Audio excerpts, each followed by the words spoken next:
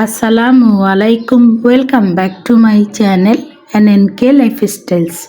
আশা করি আপনারা সবাই ভালো আছেন। আজকে আরেকটা নতুন ব্লগ নিয়ে চলে আসলাম। তো আজকে সকালবেলা নাস্তা থেকেই ব্লগটা শুরু করে দিলাম। তো এইখানে আমি এখন নাস্তা খাবো, তো একটু শেয়ার করছি যেহেতু এখন রাতে রুটি খাই। তো রুটিটা কিন্তু আমি সকালেই একেবারে তৈরি করে ফেলি, তারপরে যে রুটিগুলো আর কি রাতে খাবো ওগুলো এইভাবে কাপড়ে পেঁচিয়ে তারপরে বক্সে রেখে দিই। আর রুটিটা তো একেবারে যখন ছেঁকি একদম নরম তুলতুলে থাকে, আর এইভাবে কাপড়ে পেঁচিয়ে যখন বক্সে রেখে দিই, এটা যখন আমি রাতে খাবো ঠিক তেমনই আর কি নরম থাকবে, শুধু ঠান্ডা হয়ে যায় এই আর কি।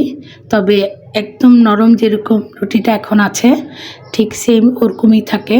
তো ওই জন্য রাতে রুটি বানাই না, একেবারেই সকালে রুটি যখন তৈরি করি রাতের জন্য বানিয়ে ফেলি। তো যেটা রাতে খাবো সেটা তো বক্সে রেখে দিলাম, আর বাকি যে কয়টা আছে এটা আমি এখন সকালে আর কি নাস্তা খাবো। তো আমি তো শুকনো রুটি খাই, আমার জন্য শুকনো রুটি তৈরি করি। মাও শুকনো রুটি খান, তবে ভাইয়ের মেয়ে আবার ওকে একটু তেল দিয়ে আর কি ছেঁকে দিই। তো আজকে কলা নিয়েছি, সাথে এই কাল যে রান্না করেছিলাম গতকাল খোসার ভাজি ছিল, তো ভাবলাম যে লাউয়ের খোসার ভাজি দিয়ে আর কলা দিয়ে সকালের নাস্তাটা করে ফেলি। আর রুটিগুলো কিন্তু একদম পাতলা, মোটা না। আমার মোটা রুটি খেতে মোটেও ভালো লাগে না। তো নাস্তা থেকেই আজকের ব্লগটা শুরু করলাম, এবং কী দিয়ে নাস্তা খাচ্ছি এগুলো শেয়ার করলাম। তো নাস্তা খাওয়া শেষ করে এখন তো দিন ছোট, অনেক ছোট হয়ে গিয়েছে। আর নাস্তা খেতে খেতেও দেখা যায় যে একেবারে 10টাই বেজে যায়। তারপর আর বসে থাকি না, একেবারে রান্নার কাজেই লেগে যাই। ঘর পরিষ্কার করা, ঘর করা, ওগুলো যদি থাকে ওগুলো করে, এমনি তো ঘর ঝাড়ু দেয় ভাইয়ের মেয়ে, আর আমি যা যা করার আর কি করি, করে তারপরে আবার রান্নার যে কাটা বাছা ওগুলো তো লেগে যাই কাজে। তো আজকে আবার পেঁয়াজ আর রসুন ব্লেন্ড করতে হবে, ওগুলো শেষ হয়ে গিয়েছে। 1 সপ্তাহ যায় ব্লেন্ড করলে আমাদের, মানে মাসে দেখা যায় যে 3-4 বার করা লাগে।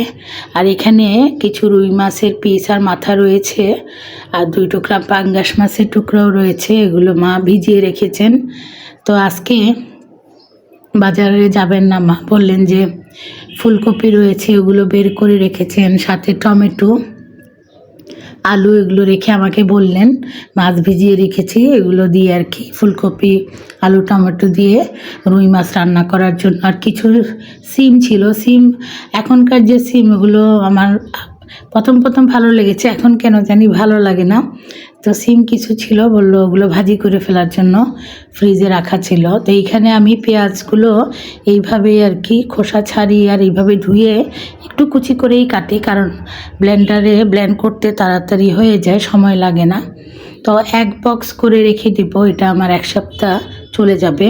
আর এইভাবে যদি পেঁয়াজ ব্লেন্ড করে রান্না করা হয়, রান্নাটা কিন্তু তরকারির স্বাদটা একদম আমাদের কাছে খুবই ভালো লাগে।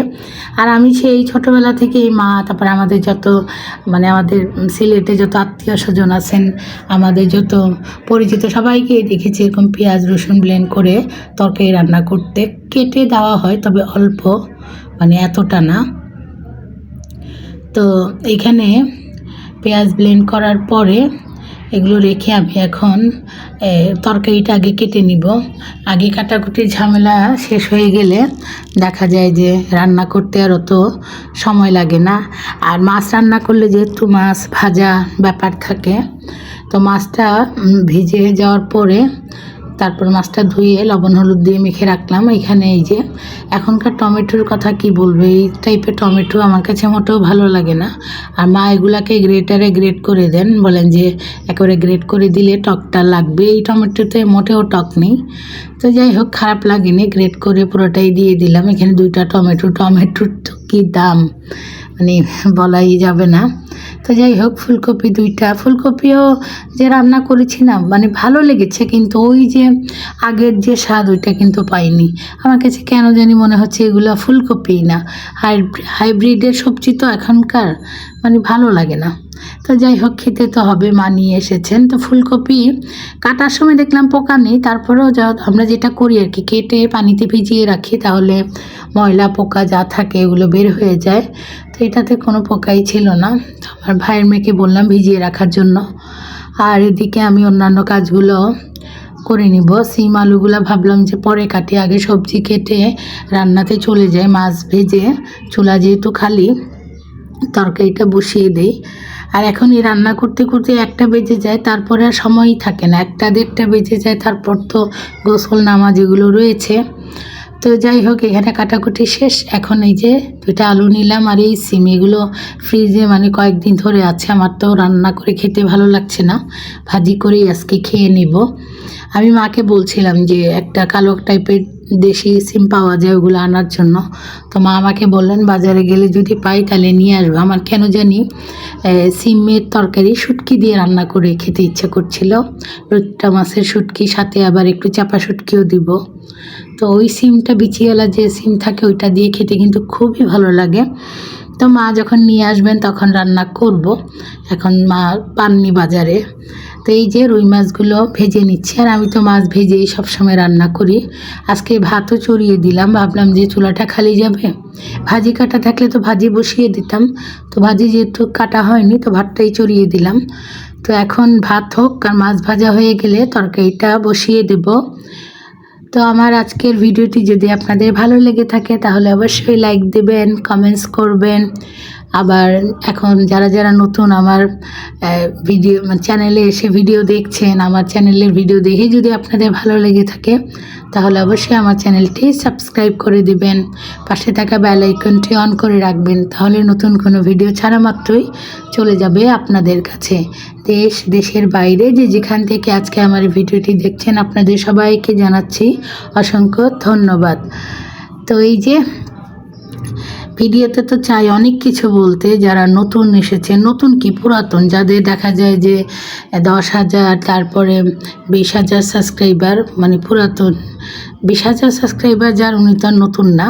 তো এইরকম টাইপের যাদের আর কি চ্যানেল আছে, তো ওনারা এসে করেন কি ভিডিওতে এসে বলেন বন্ধু করলাম, বন্ধ করবেন। তো আমি অবশ্যই এইসব টাইপের কোনো ভিডিও করতেও চাই না, আপনাদেরকে বলতেও চাই না, কারণ আপনি যে কথাটা বলার, সবাই দেখি এটা দিয়ে ভিডিও বানাচ্ছেন যে এগুলো বলবেন না প্লিজ, এগুলো বললে স্প্যাম কমেন্ট হয়ে যায়, চ্যানেলের ক্ষতি হয়।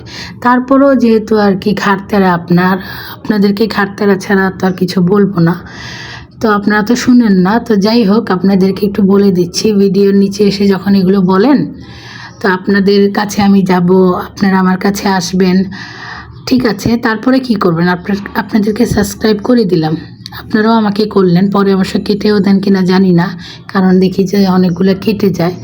তো শুধু সাবস্ক্রাইব পর্যন্ত আপনার সাথে আমার সম্পর্ক, আপনি আমার ভিডিও দেখবেন না, আমিও আপনার ভিডিও দেখব না, তো এমন সম্পর্কের ভাই দরকার কি, কোনো দরকার নেই। তো আপনি কমেন্ট করেন, আপনাকে আমি আর নিষেধ করে কি করব, আপনারা তো আমার কথা শুনবেন না।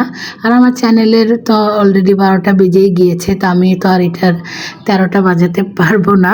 এটা মহান রাব্বুল আলামিনই চ্যানেলটা মানে উদ্ধার করতে পারবেন আপনাদের হাত থেকে আর কি।